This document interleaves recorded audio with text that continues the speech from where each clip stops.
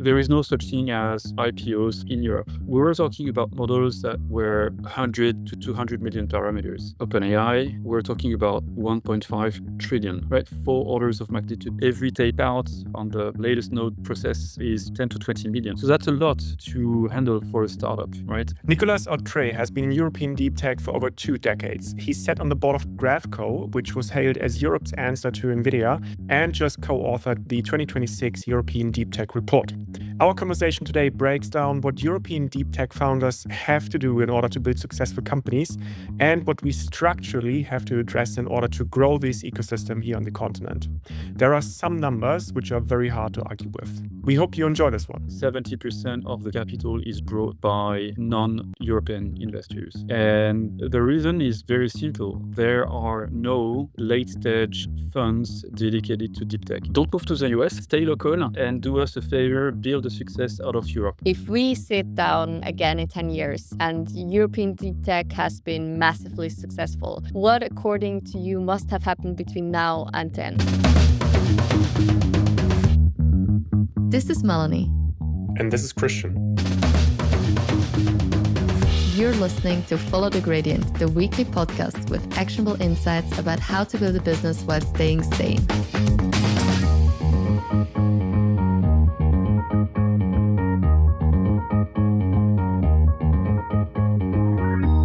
Nicolas, you studied electrical engineering in France and at Georgia Tech, so you had a very technical background. You could have gone into research, engineering, or a corporate R&D, but instead you went into venture capital very early on. You later worked for a Walden Catalyst fund, like a corporate venture fund, and then joined the founding team at Walden Catalyst as a partner where you're still today. So having seen both corporate VC and venture funds investing in deep tech, what type of capital actually works best for deep tech companies and why? So it's different. I would say corporate venture comes with potentially unlimited resources and also with patience, because the way they are structured usually are not the typical LPGP structure where you have a 10-year investment horizon. CVCs usually have more time. And so when it comes to deep tech, it's a benefit because these companies usually take a lot of time to mature. And so CVCs have more time ahead. And so eventually they can refinance you, and that's a key strength. I think another value add of CVCs is the potential tight relationship between startups and business units. One thing that corporates do well is they know how to build products and then take them to market and execute a go-to-market, right? One thing that usually startups and entrepreneurs have to learn, or not at the beginning at least not super strong at, is executing a go-to-market and maybe turning science and a technology into a product. And so if your corporate venture is nicely organized with the right mindset, these are areas where you can actually add a lot of value through collaboration with business units. The one thing that as financial VCs are probably stronger at is speed of execution, independence in decision making, and agility in the decision making. No politics involved. You can make decisions very quickly, very rapidly. But then, of course, as mentioned, they also have constraints like your investment period, divestment period. So the timeline of the fund is a constraint, and I think particularly for deep tech company. If I look at the 600 plus companies in which we have invested over the last 3 decades, I think the average holding period is about 8 years. So you need patience. And sometimes, indeed, financial VCs have their own limitations in terms of timeline or time horizon. So let's go directly into one of the defining milestones or moments of deep tech in Europe. Graphcore was a Bristol-based AI chip company, and at its peak, I think it was valued at nearly $3 billion. It was supposed to be Europe's answer to NVIDIA. Investors had poured over 700 million euros into it. And then things changed. So take us inside the situation back in the days. What was your perspective or perception on what happened? Yeah, happy to. So Graphcore was a company in which we had invested through Samsung Catalyst fund. And as you rightfully pointed out, I think it was a European darling at the time. And I guess first we have to know or discuss why and why it's such an important topic. I think what the last 5 to 10 years have shown is the strong dependency we all have on NVIDIA chips. And when I say we, is indirectly us consumers and end users, but I think more importantly, the big hyperscalers and all the enterprises using NVIDIA chips to run their workloads. And truth be told, they do a fine job. Truth be told as well, they're highly inefficient, they're quite expensive. And they also come sometimes with scarcity because having access to the latest generation of chips is always a bit of a fight. And so that creates, I think, frustration on the side of hyperscalers and all NVIDIA customers. So frustration means market opportunity. And I think a lot of very smart entrepreneurs and semiconductor experts saw that opportunity come. So including Graphcore and Habana in Israel and in the US and many others. So all of these companies and still many companies today, even today, are betting on that opportunity. The fact that there is huge frustration in the market and that there is a need for alternative sources. So Nigel and his co-founder essentially took the opportunity to create a new company called Graphcore. And they came with a lot of semiconductor experience and expertise. I remember 2017 or 2019 when we had the first conversation about BERT models, which was, let's say, the first generation of large language models. We were talking about models that were 100 to 200 million parameters. 2026, OpenAI, we're talking about 1.5 trillion, right? So we're talking about 4 orders of magnitude bigger parameters than what we used to have in 2017 or 2018. And the challenge we had with Graphcore was essentially to keep up with the velocity of the market and with the pace of model development, which were getting bigger and bigger by the week almost. And that came with a necessity to spin essentially new chips, but that cost a lot of cash. Every tape out on the latest node process is 10 to 20 million. So that's a lot to handle for a startup, right? A lot of funding required to do that and to keep up the pace of model development. So I think that was one area where Graphcore and the rest of the ecosystem struggled, was keeping up with the pace of model development. And I think the other one where, the entire ecosystem, and I'm not talking about only about Graphcore, of course, is as these models grew bigger, it was not so much about the silicon itself, but having a system level approach. So not the chip, but racks of servers interconnected where the workloads can be distributed and orchestrated across many chips and servers across hundreds, thousands, tens of thousands of servers. This is what we see today with NVIDIA, for example. And so in that category, NVIDIA clearly had an unfair advantage because they were cash rich. They could iterate very rapidly on the silicon. And they already had that system level approach, which many of the startups competing in that same category did not have at the time because of, again, cash constraints, but also because we were all learning as the market was developing and expanding. And at the end of the day, Graphcore had, I think, a very decent exit selling to SoftBank. For sure, I think it is probably a frustration for people sitting around the table. Frustration not to see the company stay independent and become a very credible alternative to NVIDIA. Of course, I think it's a frustration for our entire ecosystem. It's still out there. And in that respect, I think it's still a success.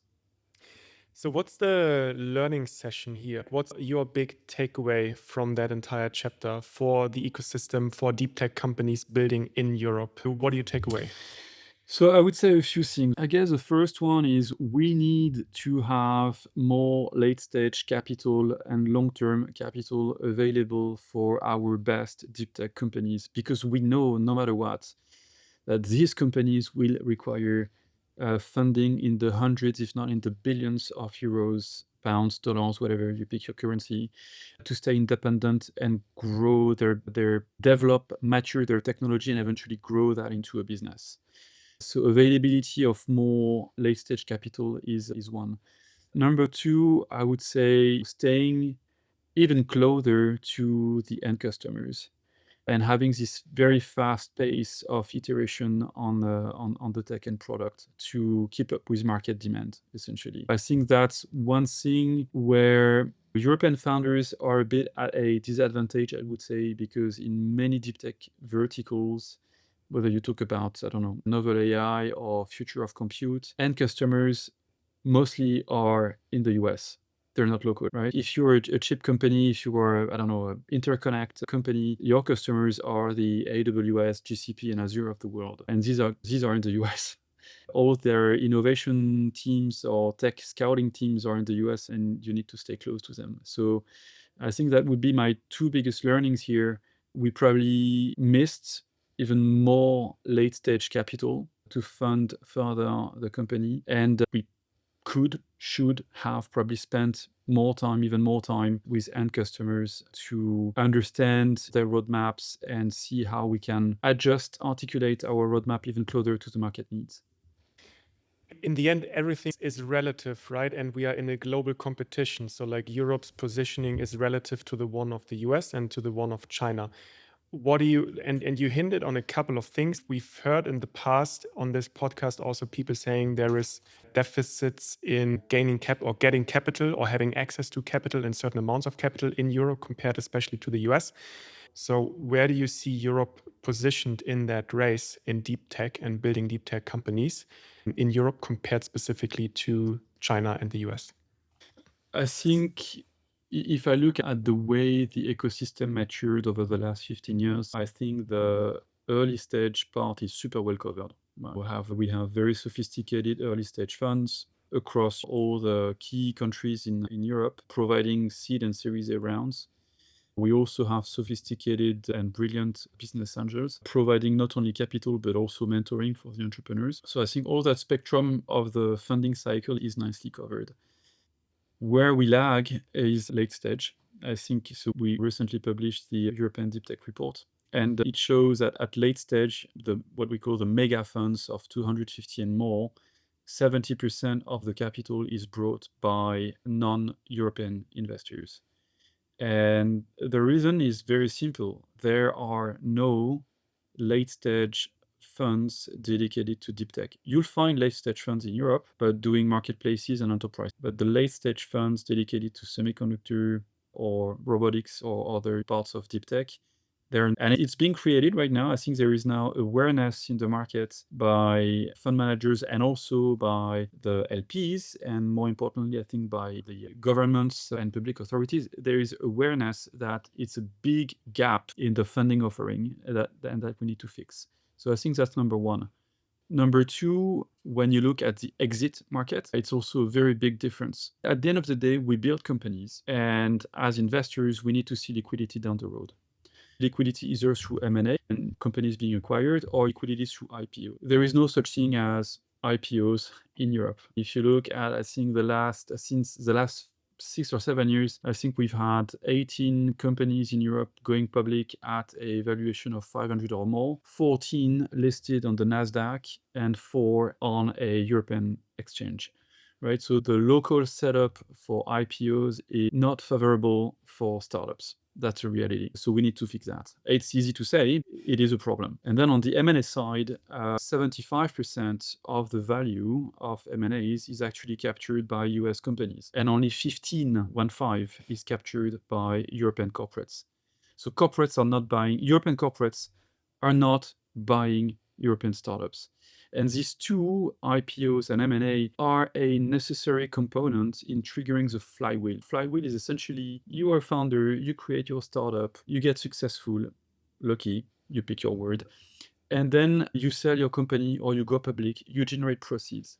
And on the way, you recycle capital and you recycle talent. That's called the flywheel. And the more you do that, the faster the flywheel spin and the more prosperous the ecosystem is. End of the loop here is not closely tied in Europe. And I think that the two biggest difference I see with the US today, especially for deep tech companies, is lack of funding at late stage and exit process either through public markets or M&A that is not so much happening locally. Big challenges. And what does that mean now for me specifically as a founder, as a deep tech founder in one of the centers in Europe, Munich, Zurich, Eastern Europe? What does that mean? Yeah. Because a lot of what you described is, for me as a founder, is an external factor. Yes. So should I move to the US or what should I do? No, don't move to the US, stay local and do us a favor, build a success out of Europe, number one. Having said that, anticipate. Anticipate. Being a founder, I think, and maximizing your chances of success as a founder is about anticipation. And you, as a founder, you need to anticipate that you'll be able to raise, if you have a good idea and if you're good at pitching your idea, you should be able to raise relatively easily your early stage rounds. But you need to anticipate that comes Series B, you'll have to find money outside of Europe, at least today, right? Hopefully that will change. But at least today, you need to anticipate that. And as we know, if you're a founder, you're not going to raise funds just snap of a finger. You need to establish relationships with partners in funds that are a good fit for you ahead of time. When you're not fundraising, actually, when you don't need the cash, that's when you need to build these relationships. Mhm. And so if you innovate in semiconductor in Europe, it means that you have to identify the US funds, experts in semiconductor, and reach out to them, start having a conversation with them, keep them updated on your progress. And down the road, eventually, because they know you, because they've been tracking your progress, eventually they can join around down the road. Number one. Number two, same comments for customers. If you're a deep tech entrepreneur, there is a very high chance that your customers will be in the US. And so there again, you need to spend time. So I'm not saying you should move to the US. I'm not saying you should move your headquarters to the US. I think there are great benefits actually staying in Europe, much, much cheaper in terms of talent and in terms of operations. But you need to spend significant time in the US to engage with the customers. Because very similarly, we have to know that many of us are lazy investors and corporates. So in Silicon Valley, there is this culture that you do business with people who are essentially 1 hour driving distance away from you. Okay, so now you have this amazing semiconductor company in Europe. The entrepreneur from Europe should not expect the corporate guy from AWS or GCP to just reach out to them. Oh, you're beautiful, Mr. French or Mr. Swiss or Mr. German. It's not going to happen. So you need to be the one creating these connections. And the best way to do it is actually to fly into Silicon Valley, spend time there once a quarter, meet the customers, engage with them, keep them updated about what you do. And again, down the road, if you're working on something that is right and if you execute well, business will happen. On the flip side, what's the biggest reason why deep tech companies in Europe fail? So speed and scale. If I go to Silicon Valley 3 to 4 times a year, and every time I'm flying there, I'm really fascinated by the mentality of entrepreneurs. And they're hustling every day and with that speed and scale mentality. So scale is essentially thinking global from day one. The appetite to generational companies from wherever you are, but we see that a lot with US entrepreneurs. And then speed is really speed of execution. Having this sense of urgency to execute and to iterate on the product, to engage with customers, to answer their needs. There is this 996 mentality right now happening in Silicon Valley, right? Where you work from 9 a.m. to 9 p.m., 6 days a week. I'm not saying it's a good thing, definitely not happening in Europe. But that just is an illustration of that speed and sense of urgency that you see in Silicon Valley and that you probably don't see enough in Europe.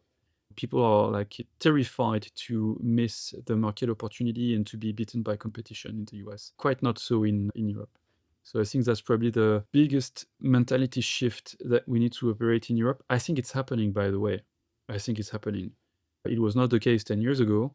I think now there is a new generation of entrepreneurs that was essentially born and raised digitally, that grew up with Google and Meta or Facebook in their hands, and with Steve Jobs and Elon Musk as a source of inspirations, which was not the case at my time. And so I think a lot of the entrepreneurs I see in Europe right now do have that scale and that ambition mentality. But I think the speed we can still improve. Definitely.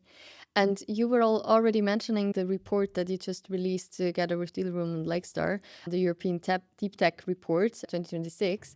And the report says that European deep tech now is worth 690 billion, and it attracted 20.3 billion in VC last year, so 32% of all European VC, and it's only 4% below its 2021 peak. So while regular tech is still down 54%, my question would be, for a founder listening to this who's been told that the funding market is dead, what is the story those numbers actually tell?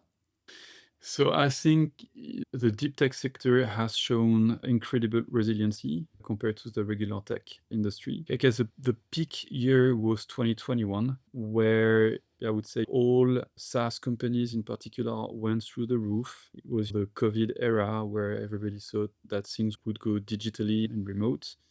And so there was this craziness in terms of round size and valuations that we saw in regular tech and SaaS companies in particular. It was also a year of craziness for deep tech. But past that bubble, and when everybody started to go back to work, and when we also started to see an evolution in interest rates and some other geopolitical factors, the regular tech lost a bit of steam, and it was not so much anymore a focus on growing the top line at all costs, but more reaching profitability ASAP. And so the dynamics of regular tech fundamentally shifted in 2022 and has not really recovered since then. I think in deep tech, on the contrary, there has been renewed interest because at the same time, I think there has been even more awareness. That was already the case slightly before, but there has been awareness that there are some massive challenges that humanity needs to solve, and that it's not going to happen with software, just pure software or enterprise, and that we need to fix the energy supply, we need to fix food supply, drug development, etc., etc. And all of that can only happen through hard tech, otherwise deep tech. And one last piece now that has happened for a couple of years is obviously the war that we see popping up pretty much everywhere, unfortunately, and also a shift in the geopolitical situation, a transatlantic shift. And I think Europe now has realized that getting our sovereignty back or getting our sovereignty in control is an absolute must. And that means investing in defense, that means investing in energy, that means investing in semiconductor at large across the value chain, from tooling to components to infrastructure. And all of that is driving the VC investment in that category. So if you ask me, actually, I think there has never been a better time to be an entrepreneur in deep tech. I think there is a lot of excitement for that category. I think there is increasing funding available and a lot of appetite to fund brilliant minds with brilliant ideas. Very much. And now my question is also connected to the discussion that we just had about the fact that a lot of money is coming from non-European VCs. But at the same time, we also see that when we speak with founders, when we speak with other VCs, like there is also a shift happening. So more and more also companies also decide to actually stay here with their headquarters. That doesn't mean that they don't go to the Silicon Valley to get a mind shift, fresh up, and just also serve their customers. But I know from your portfolio company, so far none of your portfolio companies actually moved to the US. So my question would there also be, what is the reasoning behind it? And what have you seen with other companies? And really, like, what does a founder in Europe actually learn from this and can apply? Yeah, that's a good question. I don't know if I have a good answer, but I can share a few thoughts. One key strength our ecosystem has is talent. We have amazing talent in 100%. Europe. We have, I think, 30% of the top engineering schools are in Europe. I think we have more than twice the amount of STEM, so science, technology, math students in Europe compared to the US. I think we have something like 20% of the most cited top 10 papers are from European institutions.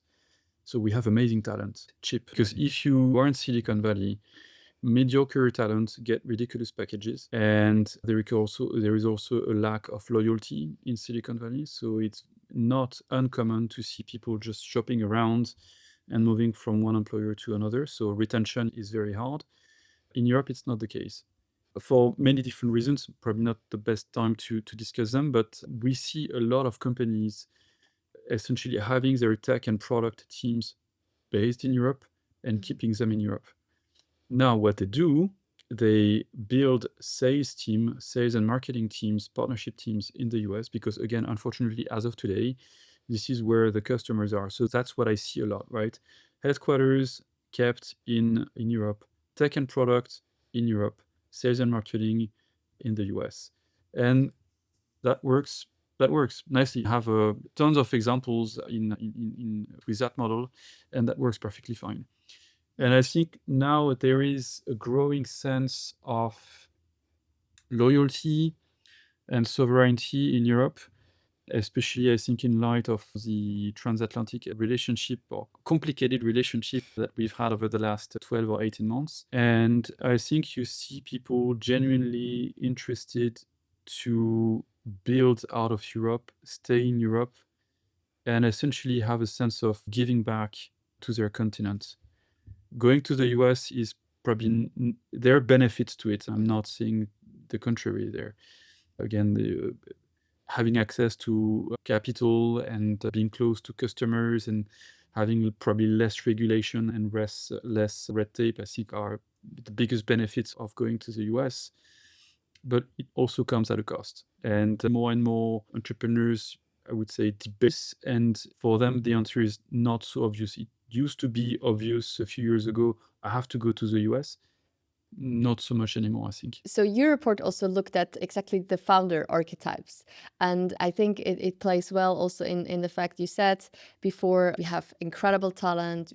They are coming, especially in deep tech, they're coming out of the universities. So you mentioned this researcher to founder pipeline, which you also indicated as can be a challenge. But your report really looked at these archetypes, and it showed that many deep tech companies are still founded by researchers and professors coming out of universities, but we're also seeing or starting to see that more and more repeat founders and operators are building deep tech companies. So tell me a little bit more about it. How is that maybe also connected with the conversation about like more and more people also deciding to make the European continent stronger? Like, how is the founder profile in deep tech changing, and what does it mean? I think that's essentially a nascent flywheel starting to spin there. We see that already in, let's say, regular tech with former founders or operators becoming entrepreneurs again, or investing in startups. And I think in regular tech, the flywheel is spinning quite nicely. In deep tech, it's just the very beginning. And because you had only so few big successes out of Europe in deep tech, and I think our study shows, for example, DeepMind as a source of new startups being created.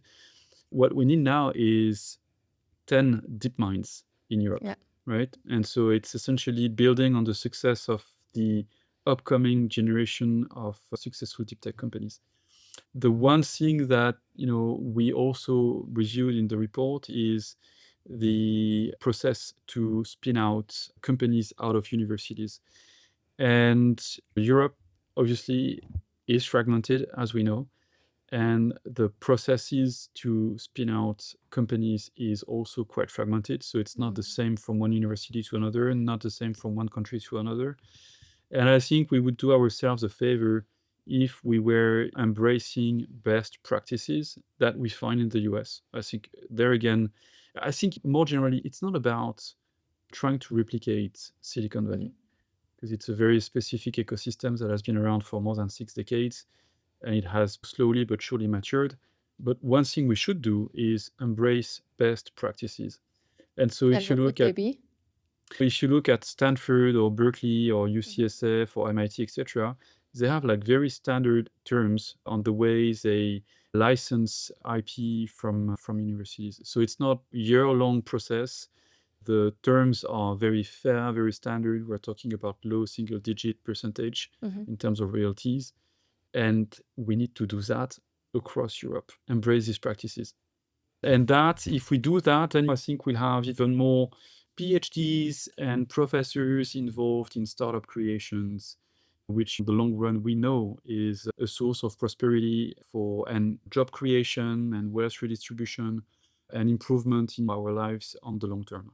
Yeah, and also another interesting part, because you also, and I agree, like we shouldn't just copy Silicon Valley, because Silicon Valley is also very focused. Everything is so-called like centralized. But here in Europe, we have fragmentation, but also when we look at it from the more positive side, instead of a hub that is dominant like in Silicon Valley, Europe seems to have this very specialized regional ecosystem. So Yes. Munich is very well known for robotics, Cambridge for chips, Paris for AI, Zurich for robotics and AI. We also have Eindhoven for semiconductors. So if you are a deep tech founder in Europe, how much does that location actually matter? And should founders deliberately build their companies close to specific universities and industrial clusters or customers?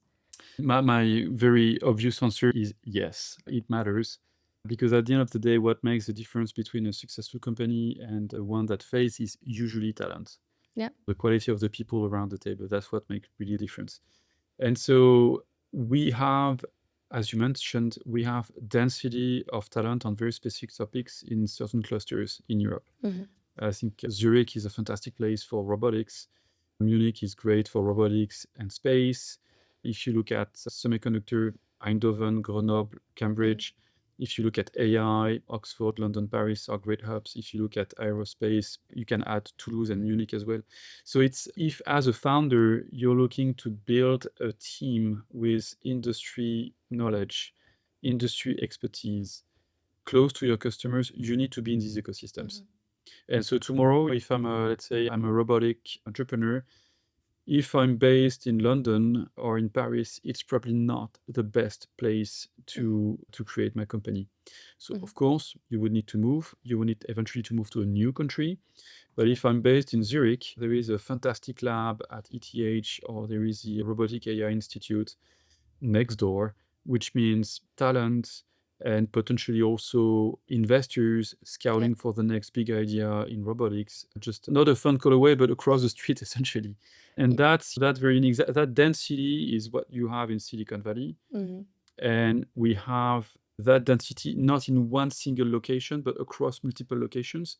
But each location has a specific sector of expertise.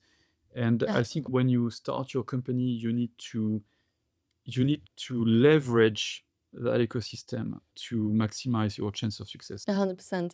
And I see it, of course, I'm also super biased, but at the THAI Center, talent density, but also Yes. at the same time, the incredible amount of tier one funds that come in and want to work here and be here. Like you have every other night, you have an event happening, you have student groups. Absolutely. There's so much, and that is just very hard to replicate if you're somewhere out. So I totally agree.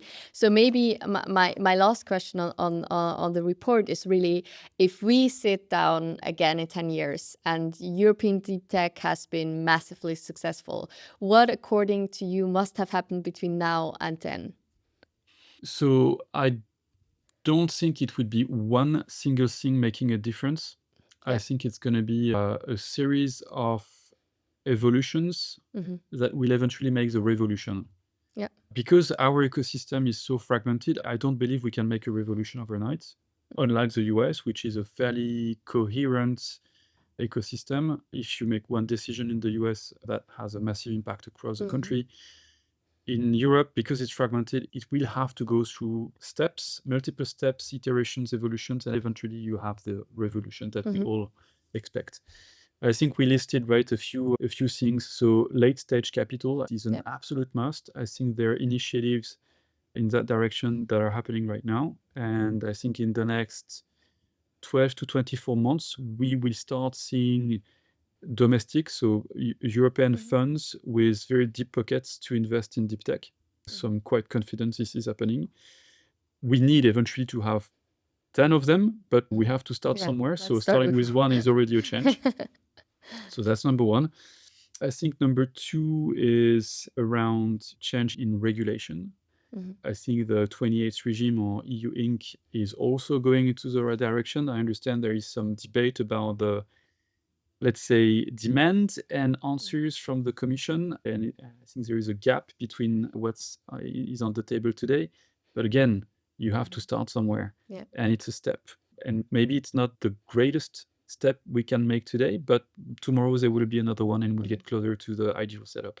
So I think favorable regulation for entrepreneurship, homogenized setup across Europe, I think is needed very much. What I want to see probably more importantly is tighter collaboration between corporates and startups. And I'm not even talking about M&A here. I'm really talking about corporates and startups working together. I think that one key strength in the US is having all these big tech companies.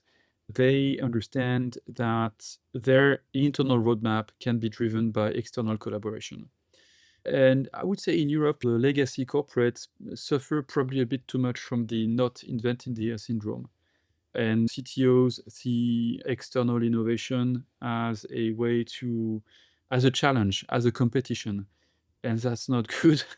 And again, they could do themselves a favor and engage with startups. Entrepreneurs are only asking for that. They're begging actually to get European customers. I'm not sure if you ask them, I think many again have the sovereignty topic at heart, and they would rather engage with European corporates than with American ones. But it's easier today to do it with American ones. Yeah. So I would love to see a lot more engagement from US. I would love to see a lot more engagement from European corporates with this startup ecosystem. And I guess lastly is something we discussed earlier. We have amazing talent. We have amazing research. We have leading science institutions, academia or research centers in Europe. And I think many researchers do research for the beauty of research and see commercialization of research as a dirty word. This is a change of mentality that needs to happen. Again, it's for the own good of Europe and humanity at large, because many of these deep tech ideas actually have a benefit for society at large. And I think a cultural shift in valuing and commercializing the research from our leading universities and research centers will also help us position Europe back in the game globally. Yeah, I totally agree. And there I also am a very optimistic person, but I also see it like with the talks. Like just yesterday I was approached by a postdoc who had an incredible idea, also deep tech, and you can see like the spirit in her eyes, and together with her future founders. And I have more and more such talks with PhDs and postdocs, and that makes me very hopeful for what is to come. And I think it's a generational change, right? So it's going to take a bit of time, but you can see it happening. It's really happening. And I think so too. It's great. So that's why I share your optimism for the future. 100%. Very much. Let's close with some rapid fire questions. So short questions, short answers. The one European deep tech company that will be worth more than 100 billion in 10 years, according to you? I have no idea. And I guess if I had an answer, I would probably be doing it myself. If I have to think 10 years ahead, and it's not a sector in which we invest, but I think energy will be a massive issue for humanity and for Europe in particular, because we don't have natural resources other than sun and wind. But we know it's a pressing issue. We have 600 million people to whom we must provide energy. And I think there are some very exciting opportunities in nuclear tech today. Again, not an opportunity, not a sector we actively invest in. But I think Europe has very unique talent. Yeah. A lot of companies innovating in that category. And probably the next $100 billion company will come from there. Yeah. Paris, London, Munich, Zurich. If you could invest in one city for the next decade, what would it be? I can't answer that one. Europe is my answer. All right. Very diplomatic. One continent, one dream, one team. Yeah. Awesome. I sign up for that. Maybe last one, you report in one sentence. We have all the ingredients now. Let's do it. I love it. That's the perfect end. Now, I just want to know if people want to know more about you, your work, where do they find you? We will, of course, in our newsletter this week, share the report and also your LinkedIn, but how do they best reach out to you? Yeah, you can connect on LinkedIn. It's a nice way to do it. You can also see me attending conferences across Europe, across many countries, or just drop me a line at my email, and very happy to connect. Awesome. Thank you very much, Nicolas. It was a pleasure to speak to you, Super. and I'm already looking forward to the next edition of the report. Sounds great. Thanks for having me. Enjoyed the chat. Thank you.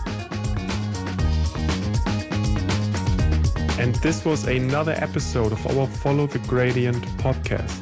And now we would love to hear from you. How did you like it? What should we improve? Do you have any suggestions, ideas, or dream podcast guests? Please let us know.